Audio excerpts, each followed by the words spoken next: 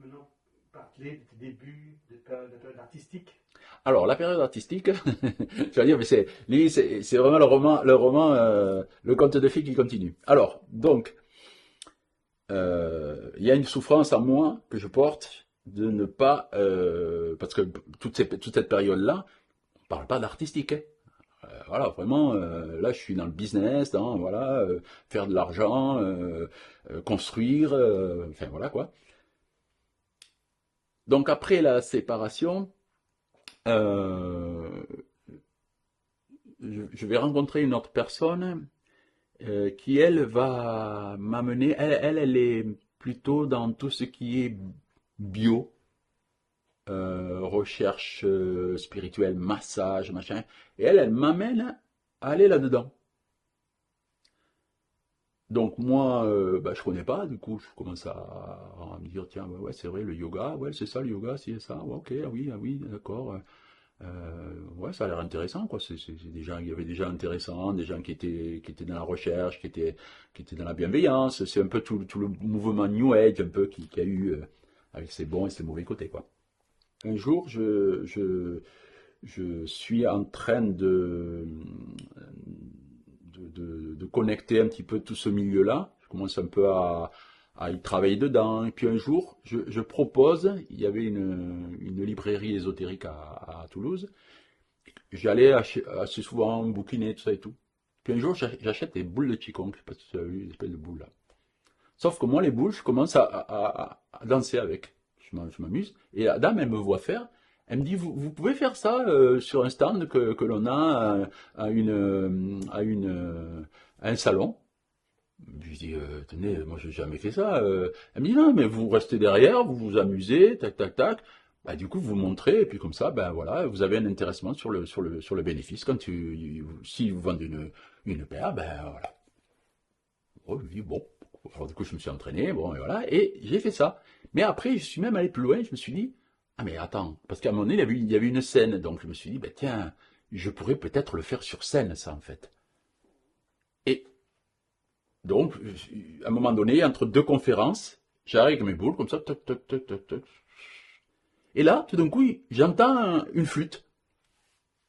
Je dis, c'est quoi ça? Il y a un gars qui arrive comme ça, avec un espèce de truc déguisé en Robin des Bois. Mais vraiment, tu vois, avec l'habit de Robin des Bois, avec une flûte. Et il commence à jouer. Pendant que je suis en train de danser, lui, il jouait de la flûte. Bon, moi, je danse sur la flûte, je fais les trucs, machin, tout ça et tout. Moi, je m'arrête. Et puis après, je vais le voir, je lui dis, bah, je vous remercie. Et il me dit, voilà, moi, j'ai une compagnie de théâtre. Euh, voilà, je cherchais des gens. Moi, je le regarde comme ça, je prends pas au sérieux, tu vois. Je dis, mais c'est quoi ce fou, en fait? Je le prends pas au sérieux. Je l'oublie complètement, je passe à autre chose, je reviens à mon stand, voilà, je refais mon truc, tout ça. Bon. Euh, Entre-temps, j'étais en train de me dire, ah, il faut quand même, qu'est-ce que tu aimerais faire en fait? Je veux voir une assistante sociale, tout ça et tout. Je dis, ben moi, ce que j'aimerais bien travailler avec les enfants. Et elle me dit, mais vous avez un diplôme, tout ça? Je lui dis non. Elle me dit, ça va être compliqué. Le mieux, c'est que il faudrait que vous trouviez une association dans laquelle vous puissiez proposer quelque chose pour les enfants. Le matin, ça, c'était, hein. Je rentre chez moi. Au moment de tourner, donc, dans la rue dans laquelle j'habitais, rue Pasteur, je regarde dans le rétro comme ça, et qu'est-ce que je vois derrière moi? Je vois Robin des Bois. Je vois la tête de Robin des Bois. Je descends, je dis, mais qu'est-ce que, qu'est-ce que vous faites là, quoi? Il me dit, je vais chez une dame qui s'appelle Marie-Ange Lalanne. Je dis, quoi? Je dis, mais c'est là où j'habite. Ah, il me dit, c'est pas le hasard. Donc, on rentre dans la rue, on se gare, et là, il sort, il dit, bon, alors, tu rentres dans notre association, alors c'est ça. Je lui dis, pardon, qu'est-ce que tu racontes, quoi? Et là, à partir de là, on rentre, donc il connaissait cette personne-là, Et immédiatement, on s'installe. Je me souviens, il y avait une espèce comment on appelle ça, comme un bar, comme ça. Et il pose son truc, il sort plein de feuilles, et il sort des trucs de contrat, quoi. Je te jure, le truc de fou. Il me dit, voilà, je te propose, moi j'ai une compagnie de théâtre, j'ai vu que toi tu étais un artiste. Je dis, mais non, je suis pas un artiste, moi je suis pas un artiste. Il me dit, si. Il me dit, tu remets les boules du camp et tu dansais avec. Attends, il faut pas les faire tomber les boules, parce que sinon tu les casses. Donc j'ai vu ta dextérité, je te dis que toi tu es un artiste, et voilà, moi je cherche des personnages, parce que je vais mettre en scène des personnages dans la nature. Je dis, mais non, mais moi j'ai jamais fait ça, non, ça, franchement, c'est pas mon truc. Je dis, écoute, par contre, moi ce qui m'intéresse, c'est que ce matin je suis allé voir l'assistante sociale, elle m'a dit, il faut que tu trouves une association dans laquelle tu puisses travailler avec les enfants. Ah, il me dit, ben, ça tombe bien, il me dit, parce que nous, l'été, on fait des camps de vacances. Donc, si tu as envie de proposer quelque chose, tu peux proposer quelque chose dans ces camps de vacances. Je me dis, non. Et là, c'est intéressant parce que là, j'étais tout seul. Il n'y a pas de féminin. Donc là, déjà, la première information, je ne l'avais pas vraiment prise, tu vois. J'avais dit, non, mais qui c'est ce zèbre-là? Mais là, ça me retombe dessus encore et je me dis, ah là, attends, là, il y a un truc, quoi. Là, il y a un truc. Alors, il me dit, voilà, si tu veux, regarde, là, maintenant, on a les papiers, allez, tu signes le truc, on peut se prendre à l'association, et puis à partir de là, ça avait l'air tellement naturel, tout ça, que, allez, j'ai signé. Et ce que je ne savais pas, c'est que cette personne, on allait rester 20 ans ensemble. 20 ans ensemble, tu te rends compte? Truc de fou, quoi. Et donc à partir de là, j'ai commencé à, après j'ai rencontré, donc, c'était un trio en fait. J'ai rencontré Estella. Alors Estella, elle, c'était une fée.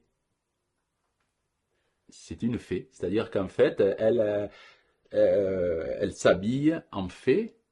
Tu vas chez elle, ben, il y a que des trucs de fées, il y a que des, tu vois. Alors, elle joue ce rôle dans le spectacle, mais en fait, elle joue son propre rôle. Et elle m'a dit, dans ce théâtre que l'on propose, on propose de jouer notre propre rôle. Donc, toi, tu vas dégager, tu vas essayer de dégager ton propre rôle. Tu viens d'Afrique. Je dis oui. Mes origines. Eh ben, elle me dit, tu vas jouer l'Africain. Ah, j'ai dit, oui, mais attends, jouer l'Africain. Moi, je n'ai pas, j'ai pas de tenue africaine, je ne sais pas jouer de la percu. Et lui, il me dit, mon fils, c'est un expert de l'Afrique. Il va t'apprendre la percussion. Voilà son fils en train de me donner les cours de djembé, quoi. Et j'apprends le rudiment de djembé, et donc, je joue un personnage qui arrive avec son djembé d'Afrique, qui est perdu, qui apprend la langue, et voilà, et je commence à jouer mon propre personnage. Et c'est comme ça que j'intègre la compagnie de théâtre. C'est-à-dire que moi, dans un premier temps, je me disais, mais attends, mais à quel moment je vais donner je vais faire des jeux pour les enfants, je vais faire des jeux coopératifs. À quel moment, quoi? Ça venait pas, en fait. Non, en fait, je mettais en place petit à petit. Après, il me dit, j'ai besoin est-ce que tu jouerais une pie? Une pie? J'ai dit, mais, ben oui, parce que j'ai besoin d'une pie, là. Alors, elle me dit, t'inquiète, je vais te faire un costume de pie, tac, tac, tac, tac, tac, tac. Et voilà. Et petit à petit, on a commencé à faire des spectacles tous les trois. Après ça, j'ai commencé à faire un spectacle avec Estella, donc on était en duo. Après ça, moi, j'ai commencé à écrire des contes, alors que je n'écrivais rien du tout. Mais force, tout le temps à être avec eux, si tu veux, ben, eux, ils sont tout le temps dans, alors là, tu parles d'imagination tout à l'heure, eux, alors là, c'était débordant d'imagination tout le temps, quoi. Donc, on va faire ci, on peut créer tel personnage, donc, je faisais le lien avec mon oncle, qui lui m'avait fait rentrer dans ce monde imaginaire de la bande dessinée, tu vois. Donc du coup, ça faisait le lien. Je connaissais tout ça en fait. Et, et à partir de là, on commence à faire ça. Et puis effectivement, l'été, on organise un camp de vacances dans lequel je peux commencer à faire mes petits jeux, tout ça et tout. Voilà. Et puis un jour, on est dans la voiture. À l'époque, je chante pas, moi, à l'époque, hein, d'accord?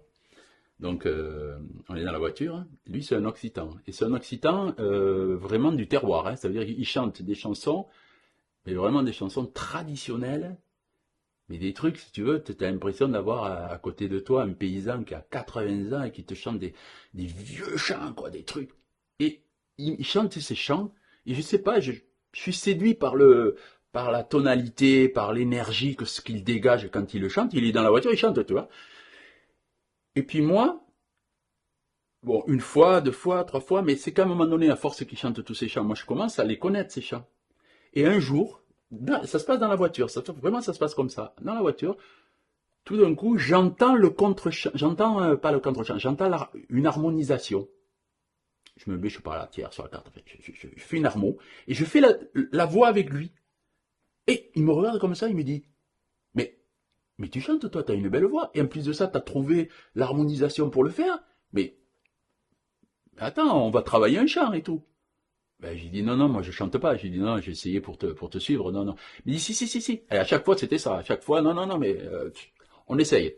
Et donc à partir de là, on a commencé à essayer sur un chant. Après le chant, on l'a travaillé. Après on en a fait un deuxième, un troisième. On est allé jusqu'à 16 chants. Après 16 chants, on a commencé à faire à le produire, à être dans les. Après on a enregistré un CD.